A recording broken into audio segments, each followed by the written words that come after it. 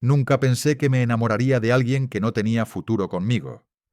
Pero lo que nadie me dijo es que a veces el amor no necesita promesas, solo valor para no esconderse más. Incluso cuando el mundo entero te pide silencio. Nunca pensé que una invitación inocente cambiaría tanto mi vida. Ven a pasar unos días a la finca con mi familia, me dijo Julián, mi amigo de la universidad. Lo tomé como una escapatoria de la rutina, nada más. Lo que no sabía era que en ese lugar no me esperaban solo paseos por el campo o sobremesas largas, sino una mirada que lo pondría todo en duda. La finca estaba en las afueras de Salamanca, y la familia de Julián la mantenía desde generaciones. Apenas llegamos, me recibió su madre, una mujer amable aunque algo distante. El resto estaba en la cocina, preparando la cena. Yo salí al jardín, buscando aire fresco. Y fue ahí donde lo vi por primera vez. Don Elías estaba cortando unas ramas secas con una paciencia que no parecía de este tiempo. Sus manos temblaban apenas, pero cada movimiento tenía intención. No levantó la vista hasta que estuve muy cerca. ¿Buscas algo?, me preguntó sin dureza. Nada, solo mirando. Entonces mira bien. Las cosas cambian cuando se ven de cerca. No supe qué responder. Me quedé en silencio, observando cómo continuaba con lo suyo. No era la escena lo que me atrapaba, sino él. Había una calma en su forma de estar que contrastaba con todo lo que yo conocía. Esa noche en la cena, don Elías no habló mucho. Pero cuando nuestras miradas se cruzaron, sentí algo que no sabía cómo nombrar. No fue atracción, no fue curiosidad. Fue una especie de sacudida interna que me incomodó más de lo que hubiera querido. Al día siguiente, después del desayuno, salí de nuevo al jardín. Él ya estaba ahí. Me ofreció asiento sin decir palabra y me senté. ¿Qué estudias?, preguntó tras un rato de silencio. Lenguas, pero a veces me dan ganas de dejarlo todo. A mí me pasó con la medicina. Nunca ejercí. Terminé vendiendo libros usados. Y ahí comenzó. Sin buscarlo, me vi atrapado en sus historias. Hablaba del pasado con una mezcla de ternura y lucidez que no se ve en los adultos que conozco. Había vivido más de lo que cualquiera admitía. Pero no era nostalgia. Era algo más profundo, como si revivirlo le diera sentido al presente. No sé en qué momento empecé a esperarlo cada mañana. Julián se reía, decía que a su abuelo le gustaba hablar con quien no lo tratara como anciano. Yo solo asentía, sin mencionar que me encontraba contando las horas para volver a escuchar su voz. Y cuando él se ausentaba, algo en mí quedaba suspendido. Un día, bajo la sombra de un árbol, me habló de su primer amor. No dio nombres, solo dijo: «Fue la única vez que no sentí miedo al mirar a alguien directamente». «¿Por qué miedo?», pregunté. «Porque uno aprende a evitar ciertas miradas cuando sabe que no serán bienvenidas». Me quedé en silencio. Él también. Pero esa tarde supe que había entendido algo esencial de mí sin que se lo dijera. La tensión comenzó a crecer sin que nadie la nombrara. La familia empezaba a notar mi presencia constante. Las preguntas de Julián se volvieron más insistentes. ¿Otra vez con mi abuelo? Sí, me gusta escucharlo. ¿Escucharlo o algo más? No respondí. Él tampoco insistió. Esa noche, mientras todos dormían, bajé al porche. Don Elías estaba ahí, con una manta sobre los hombros. Me senté a su lado, sin preguntar nada. «No deberías estar aquí», dijo con voz baja. «Pero estoy». Me miró. No sonrió. Solo me sostuvo la mirada como quien busca la verdad en el silencio del otro. «Esto no es normal», murmuró. «¿Y qué es normal? ¿Seguir viviendo como si ya no se tuviera derecho a sentir?» No esperaba decirlo, pero ya era tarde para contenerme. Su mano rozó la mía, apenas un segundo. Fue más fuerte que cualquier abrazo. «Mañana no vendrás», dijo sin mirarme. «Sí vendré», respondí, y al día siguiente volví. Volver al día siguiente no fue una decisión valiente, fue necesidad. Me dolía más la idea de alejarme que el miedo a lo que pudiera pasar. Don Elías estaba en el jardín, regando las plantas. Me vio llegar pero no dijo nada. Solo señaló una silla a su lado. Me senté. «Dijiste que no vendrías», susurró. «Y tú dijiste que no debía estar aquí. Ninguno cumplió». No se rió, pero una leve tensión en su rostro desapareció. Estuvimos en silencio más de 1 hora. Ese día no me habló del pasado. No me preguntó por la universidad.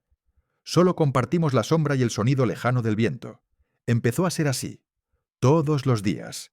La familia lo notaba. Julián, sobre todo. Su manera de mirarme cambió. Ya no era curiosidad. Era algo más punzante, como si buscara pruebas de algo que no se atrevía a nombrar. «¿Por qué pasas tanto tiempo con él?», me dijo una tarde mientras jugábamos con los perros en el patio. «Me cae bien. Es interesante. ¿Te molesta?». «No, solo me extraña. Nunca antes te habías interesado tanto por alguien como él». «Quizás porque nadie como él se había interesado por mí». No respondió. Pero ese fue el comienzo de su distancia. Empecé a llegar sin avisar. Ya no necesitaba excusas. Tocaba la puerta, saludaba rápido y me escabullía al jardín. Don Elías me esperaba. A veces con un libro, a veces con un gesto. Todo era simple. Pero dentro algo crecía. Una tarde encontré una nota en uno de los libros que solíamos leer juntos. Una letra temblorosa, apenas legible. «Hoy florecieron las magnolias, pero no tanto como cuando llegas tú». Me quedé quieto, el papel entre los dedos. No era una declaración, no era una promesa. Era lo único que podía decirse en una casa que no permitiría más. Desde entonces empezamos a escribirnos. Frases cortas, escondidas en libros, macetas, dentro del periódico. Yo respondía con el mismo cuidado. «Tu jardín es menos gris cuando estoy cerca». No sé en qué momento dejé de buscar silencio y empecé a esperarte. Pero la familia no era tonta. Las ausencias simultáneas, las miradas que se demoraban, los silencios que se cargaban demasiado. Empezaron a murmurar, no en voz alta, pero lo suficiente para que el aire se volviera más denso. Una tarde, mientras ayudaba a Julián con unos arreglos en el almacén, lo vi observándome con una mezcla de sospecha y tristeza. «¿Tú y él?», empezó. «¿Qué?». «Nada, olvídalo». Pero no lo olvidó. Desde entonces se volvió más frío. Me hablaba menos, evitaba dejarme a solas con su abuelo. Las tardes se volvieron vigiladas, las palabras medidas. Don Elías se dio cuenta. Su manera de hablar cambió. Ya no era tan libre. Medía cada frase, cada gesto. Un día, mientras recogíamos hojas secas del suelo, murmuró: «Esto se nos va a acabar. Lo sabes, ¿no?». «¿Y si no?». «Tú puedes resistir. Yo no tengo tantos años para desperdiciar en guerras. No quiero que sea una guerra. Entonces tendremos que desaparecer sin ruido». Esa noche me fui antes de lo habitual, pero al llegar al coche encontré otra nota, doblada dentro de mi chaqueta. «Aunque no volvamos a hablar, sabré que existimos, y eso me basta». La guardé. Pero al día siguiente regresé igual. No hablamos de la nota. Fingimos que no había pasado. Pero la tensión estaba ahí, como una cuerda estirada que aún no se rompe, pero ya no permite caminar sin tropezar. Una tarde, su hija, la madre de Julián, me detuvo en el pasillo. «¿Puedes quedarte un poco alejado de papá?». «¿Perdón?». «Está sensible, confunde cosas, y tú no eres parte de esta familia». Me mordí la lengua, no por miedo, por él. No quería que pagara las consecuencias de mi impulso. Le conté a don Elías esa misma noche. No se sorprendió. Sabía que vendría. Siempre llega ese momento en que alguien deja de fingir que no ve lo evidente. «¿Y qué hacemos?». «Lo que tú quieras. Pero entiende algo. Si esto nos destruye, será porque no supimos callar, no porque lo que sentimos esté mal». Sus palabras me quemaron. ¿Callar? ¿Esconder? ¿Negar? Pero comprendía que no se trataba solo de valentía. Se trataba de edad, de heridas pasadas, de saber que el mundo no siempre está listo, aunque tú sí lo estés. Desde entonces, nuestros encuentros se hicieron más breves, más escondidos, pero no menos reales. No fue algo grave, dijeron. Un mareo, un desmayo leve. Pero verlo en la cama, con la piel más pálida y la voz más frágil, me cambió algo por dentro. Ya no podía seguir repitiéndome que lo que teníamos era pasajero. Yo no me iba a ir, no después de todo. La familia estaba inquieta. Se movían por la casa con preocupación, pero ninguno se quedaba con él más de unos minutos. Yo sí. Me senté a su lado sin decir palabra. Él abrió los ojos, me miró y susurró: «No hagas preguntas, solo quédate». Y me quedé. Su respiración era tranquila, sus manos más temblorosas que de costumbre. No me atreví a tocarlas, solo las observé hasta que el sueño volvió a cerrarle los ojos. Esa noche, por primera vez, entendí que el tiempo era una amenaza real, que lo podía perder, y que no estaba preparado. Me quedé hasta el amanecer. Nadie me dijo nada. Tal vez porque no sabían, o porque preferían no ver. Pero al día siguiente, su hija me miró de una forma distinta. Ya no había duda. Había juicio. «¿Pasaste la noche aquí?», preguntó. Él me lo pidió. «No es apropiado». «¿Para quién?». No respondió. Solo se alejó. Los días siguientes fueron controlados. Él mejoró lentamente, pero ya no lo dejaban solo. Sus paseos al jardín fueron reemplazados por charlas en el salón, siempre con alguien presente. La casa, antes tranquila, ahora parecía estar en alerta. Yo seguía visitándolo, pero las oportunidades de hablar a solas se reducían cada vez más. Una tarde me encontró en el jardín y me entregó una libreta pequeña, de tapas negras. «Escribí cosas que no he dicho en voz alta», me dijo. «No quiero que las leas ahora, solo guárdala, por si un día no puedo seguir hablando». No supe qué decir. Solo asentí y la guardé como si fuera algo frágil. A pesar de todo, seguimos encontrando formas, gestos, miradas, pequeños códigos que nos mantenían conectados sin levantar sospechas.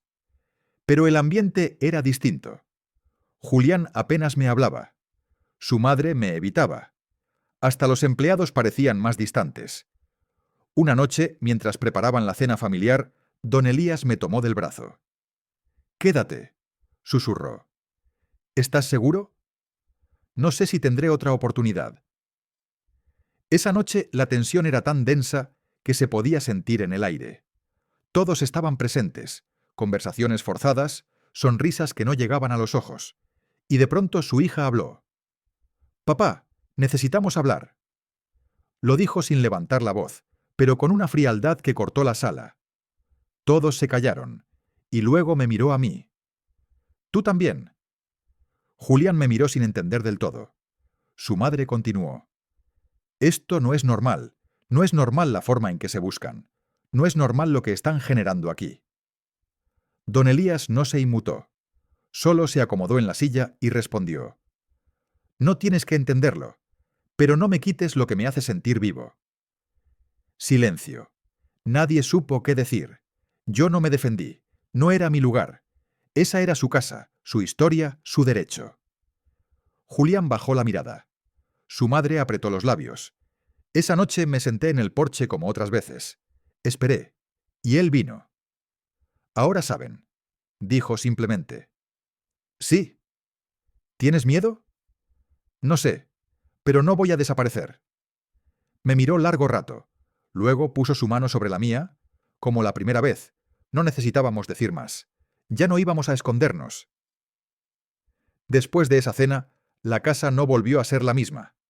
Nadie volvió a mencionar el tema, pero el silencio se volvió más pesado que cualquier acusación. Las palabras ya no eran necesarias.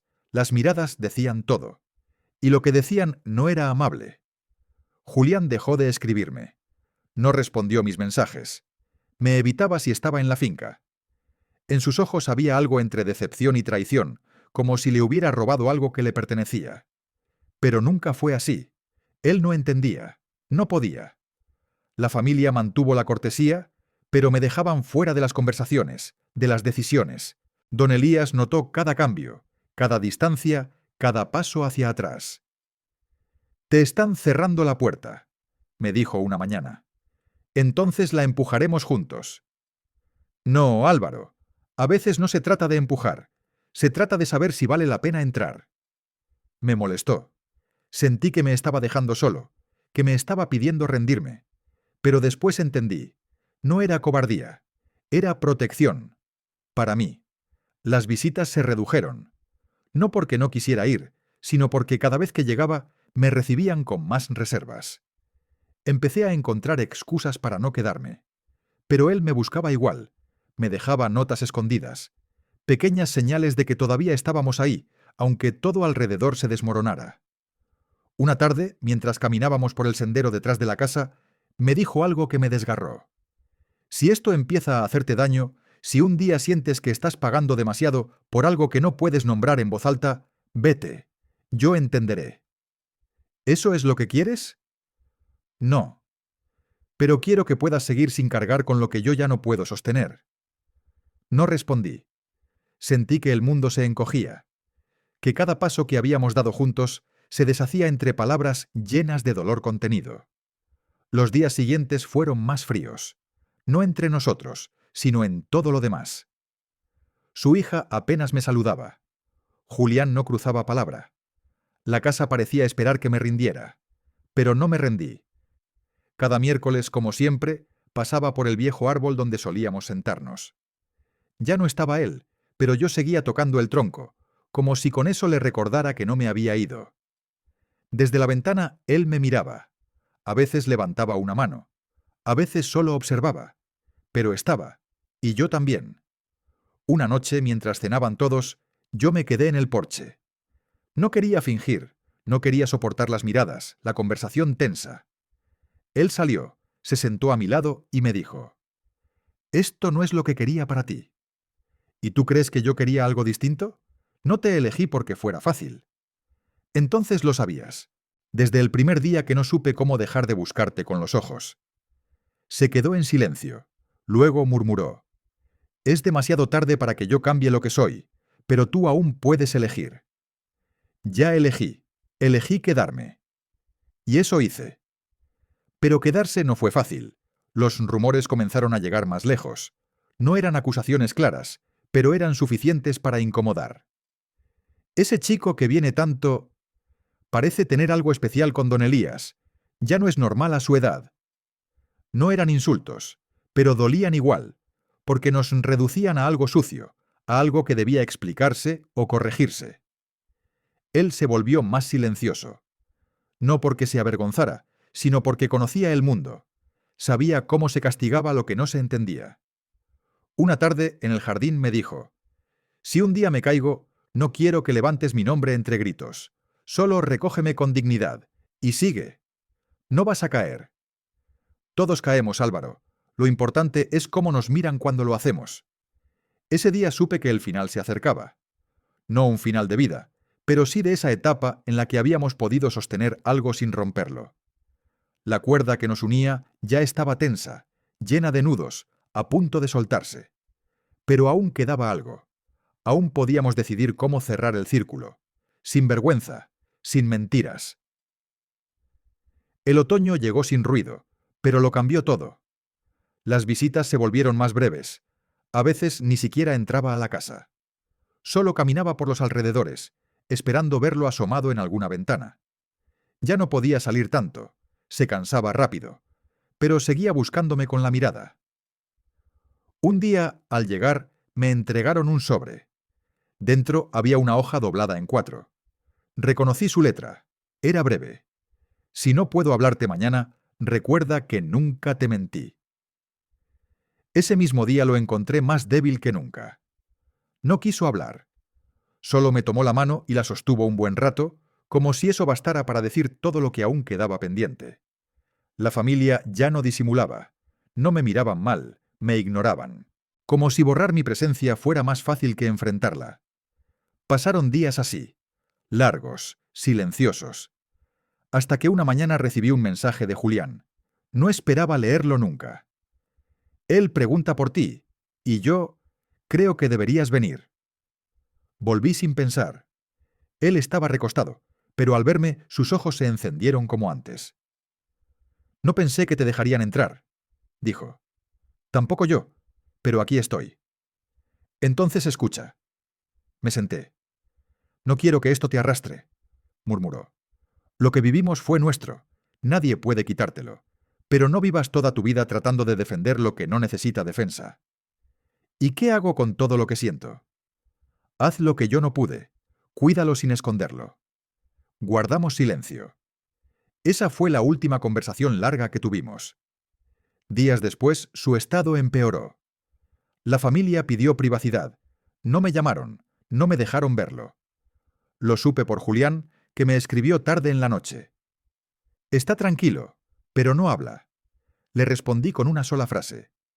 Dile que no me fui. Al día siguiente, él ya no despertó. No hubo funeral público, solo una despedida íntima, reservada a los más cercanos.